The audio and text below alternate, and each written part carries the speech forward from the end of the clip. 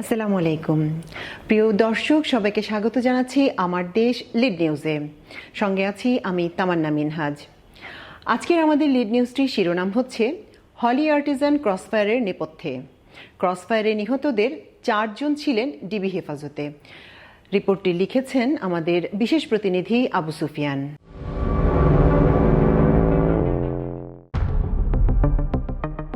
গুলশানের Holey Artisan বেকারিতে নৃশংস হামলার ঘটনায় সন্দেহভাজন 8 জনকে ক্রসফায়ারে হত্যা করা হয়েছিল।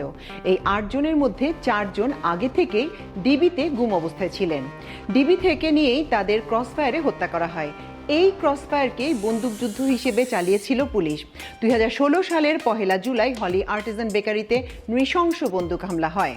ক্রসফায়ারে হত্যার শিকার তামিম চৌধুরীকে পুলিশ মাস্টারমাইন্ড হিসেবে দেখায়। পরে এই 8 জনকে নির্জন স্থানে নিয়ে ঠান্ডা মাথায় হত্যা করার মাধ্যমে হলি আর্টিজান হামলার নেপথ্যের কুশীলবদের সব পদচিহ্ন মুছে ফেলা হয়েছিল।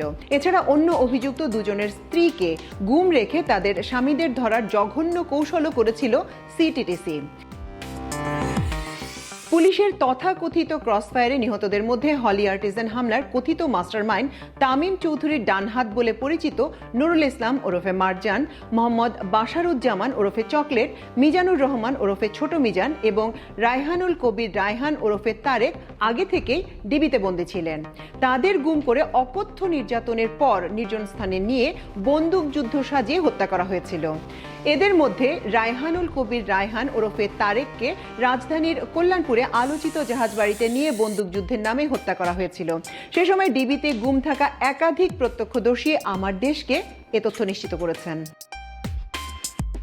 2016 সালের 1 জুলাই গুলশানের 79 নম্বর রোডের হলি আর্টিজান বেকারিতে নৃশংস ম্যাসাকারে 20 জন দেশি বিদেশি জিম্মি, 2 জন পুলিশ এবং 5 জন কথিত অস্ত্রধারী ইসলামী জঙ্গি নিহত হয়। মামলার অভিযোগপত্রে জঙ্গিবাদের অভিযোগে পুলিশ 21 জনকে আসামি করলেও তার মধ্যে 8 জন পরবর্তীতে কথিত ক্রসফায়ারে পর্যায়ক্রমে নিহত হন।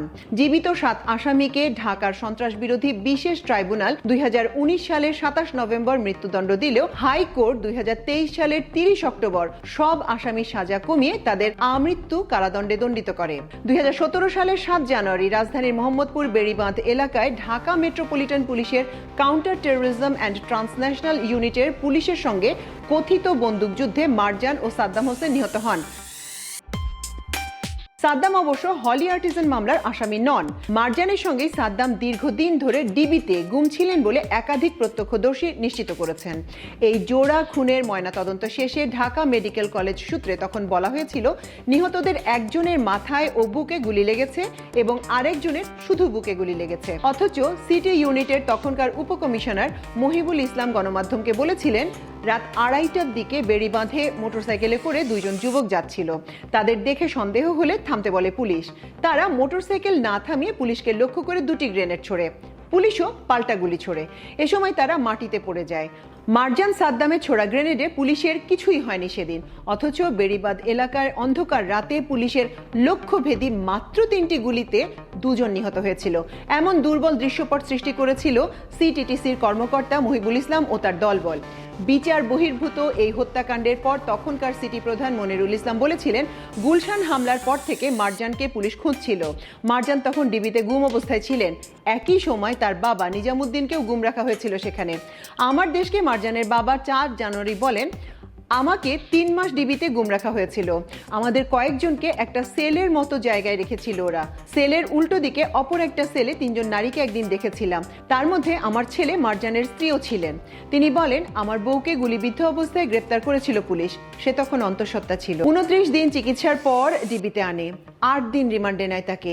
আমার সেলের উল্টা দিকেই তাকে রেখেছিল। ওইখানে 3 জন নারী ছিল। আপনি ডিবিতে আপনার ছেলেকে দেখেছিলেন? এমন প্রশ্নের জবাবে তিনি বলেন, আমার সেলেই কয়েকজন আলেম এবং হাফেজ গুম অবস্থায় ছিলেন। তাদের জিজ্ঞাসাবাদের জন্য অন্য রুমে নির্যাতন করত পুলিশ। স্বীকারোক্তি না দিলে তখন তাদের সামনে মারজানকে নিয়ে আসতো, বলতো স্বীকার না করলে ওর অর্থাৎ মারজানের মতো অবস্থা হবে। এভাবেই তাদের ভয় দেখাতো। ওরা আহত অবস্থায় রুমে ফিরে এসে মারজানের অবস্থা আমাকে জানাতো। ওরা বলতো, আপনার ছেলে তো এখানেই আছে, আমাদেরকে দেখাইছে মারজানকে। ওদেরকে যখন রিমান্ডে নিয়ে যাইতো, রিমান্ড শেষে আসতো, আবার ওখানেই রেখে যাইতো। আমাকে ওরা বলতো যে আপনার ছেলের নাম মারজান? হ্যাঁ। তো মারজানকে এখানে ধরা আছে, ওকে এইভাবে চোখ বেঁধে রাখছে, আমাদেরকে দেখাইছে আর কি। মারজানকে আমার সাথে আর কোনোদিন মারজানকে দেখা করাই নাই। ওইদিকে তাকাইছি তো আমার ছেলের বউকে আমি দেখতে পেলাম, আমাকে ইশারা দিল যে আমি পিউতি, আমি এখানে আছি, এইটুকু। তাছাড়া কথা তো বললে তো আর সমস্যা, ভয় বুঝতে পারলাম যে আমার ছেলের বউকেও এখানে রাখা হয়েছে। ওইসব লোকদের সবার পুরো নাম আমার মনে নেই। একজনের নাম মিজান, একজনের নাম হারুনুর রশিদ। মারজানের বাবা নিজামুদ্দিন বলেন, আমার ছেলে টিউশনি করে চলতো। লালবাগের বাসা থেকে টিউশনি করতে বের হলে 2016 সালের 22শে জুন মারজানকে রাস্তা থেকেই তুলে নিয়ে যায় সিটিটিসির সদস্যরা। এরপর থেকেই তাকে গুম রাখা হয়েছিল। মারজানের স্ত্রী আফরিন ওরফে প্রিয়তির বরাত দিয়ে আমার দেশকে এসব তথ্য নিশ্চিত করেছেন মারজানের বাবা। মারজানকে ডিবিতে গুম অবস্থায় কাছ থেকে দেখেছেন গাজীপুরের কাপাসিয়ার শেখ মোহাম্মদ সেলিম হোসেন এবং হলি আর্টিজান মামলার আমৃত্যু কারাদণ্ডপ্রাপ্ত আসামি জাহাঙ্গীর আলম ওরফে রাজীব গান্ধীও। শেখ মোহাম্মদ সেলিম হোসেন নেত্র নিউজের আয়নাঘর এবং আমার দেশের ডিবি থেকে নিয়ে 9 তরুণ খুন সংক্রান্ত সারা জাগানো প্রতিবেদনের অন্যতম প্রধান হুইসেল ব্লোয়ার। তিনি আমার দেশকে বলেন, মারজানকে আমি একদম কাছ থেকে ডিবিতে গুম অবস্থায় দেখেছি। মারজান তখন ডিবিতে গুম ছিলেন। একই সময় সেখানে হলি আর্টিজান হামলার অন্যতম অভিযুক্ত বাশারুজ্জামান ওরফে চকলেট এবং মিজানুর রহমান ওরফে ছোট মিজানকেও গুম রাখা হয়েছিল। সম্প্রতি কারামুক্ত এক ব্যক্তি নিজের পরিচয় প্রকাশ না করার শর্তে আমার দেশকে জানিয়েছেন, বাশারুজ্জামান চকলেট এবং ছোট মিজানকে ডিবিতে গুম অবস্থায় কাছ থেকে দেখেছেন একই মামলায় আমৃত্যু সাজাপ্রাপ্ত আসামি জাহাঙ্গীর আলম ওরফে রাজীব গান্ধী কারাগারের ভেতর বাশারুজ্জামান এবং ছোট মিজানকে ডিবিতে গুম অবস্থায় দেখা ও কথা বলার তথ্য আমাকে জানিয়েছেন, বলেন কারামুক্ত সেই ব্যক্তি। অথচ পুলিশের দাবি 2017 সালের 27 এপ্রিল চাঁপাইনবাবগঞ্জের শিবগঞ্জে একটি জঙ্গি আস্তানায় পুলিশের অভিযান চালানোর সময় বাশারুজ্জামান ও ছোট মিজান নিহত হয়। তথাকথিত সেই ক্রসফায়ারের ঘটনা বিশ্বাসযোগ্য করতে সেই সময় বেশ নাটকীয় এক পরিবেশের অবতারণা করেছিলেন সিটিটিসির তখনকার প্রধান মনিরুল ইসলাম। তিনি গণমাধ্যমকে বলেছিলেন, বিভিন্ন তথ্য উপাত্ত বিশ্লেষণ করে এই দুই জঙ্গি নিহত হওয়ার বিষয়টি জানা গেছে। 90 জেএমবির শীর্ষ নেতা তামিমের অত্যন্ত ঘনিষ্ঠ ছিল বাশারুজ্জামান। সংগঠনের অর্থের বিষয়গুলো সে দেখত।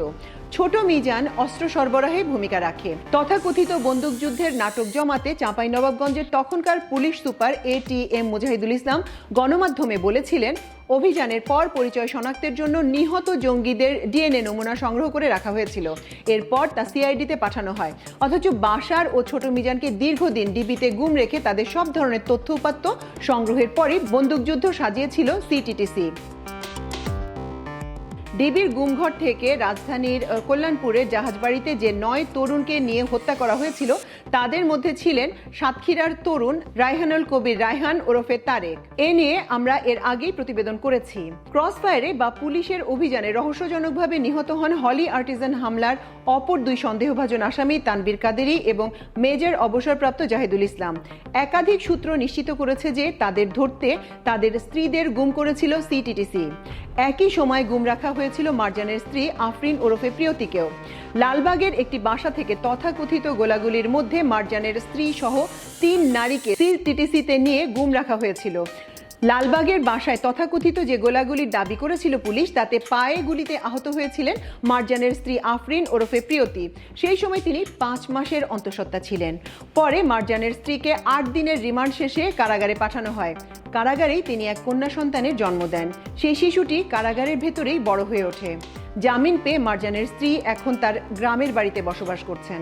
এদিকে মারজানের স্ত্রী আফরিন ওরফে প্রিয়তির সঙ্গে তথাকথিত বন্দুকযুদ্ধের গল্প ছড়িয়ে গুম করা হয়েছিল মেজর জেনারেল অবসরপ্রাপ্ত জাহিদুল ইসলামের স্ত্রীকেও। তিনি জামিন পেয়েছেন, তবে তাদের হদিস মেলেনি।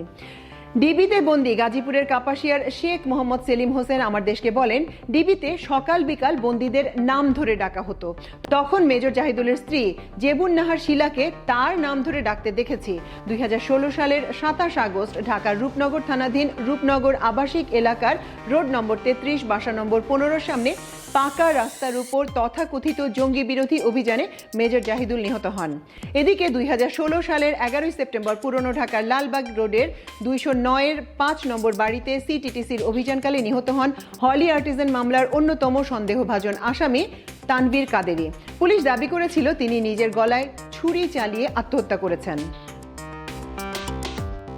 হলি আর্টিজান হামলার অন্যতম মাস্টারমাইন্ড হিসেবে পরিচিত সারোয়ার জাহান 2014 সালের 8 অক্টোবর আশুলিয়ার বসুন্ধরা টেক এলাকায় র্যাবের কথিত অভিযানে নিহত হন। র্যাবের দাবি ছিল নিজ বসতঘরে 5ম তলা থেকে পড়ে গুরুতর আহত হন, পরে চিকিৎসাধীন অবস্থায় মারা যান।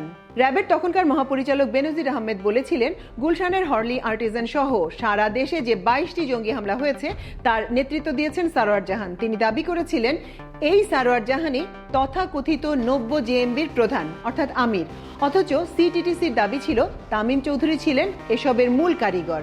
হলি আর্টিজান হামলার মাস্টারমাইন্ড হিসেবে পরিচিত তামিম চৌধুরী 2016 সালের 17 আগস্ট নারায়ণগঞ্জের পাইকপাড়া এলাকায় পুলিশের তথাকথিত রহস্যজনক ক্রসফায়ারে নিহত হন। গুম রেখে স্ত্রীদের জিম্মি করে স্বামীদের সন্ধান আদায়ের পর রহস্যজনক অভিযান চালিয়ে কথিত ক্রসফায়ারে হত্যার মাধ্যমে আলোচিত হলি আর্টিজান মামলার পেছনের কুশীলবদের সন্ধান মুছে ফেলা হয়েছে।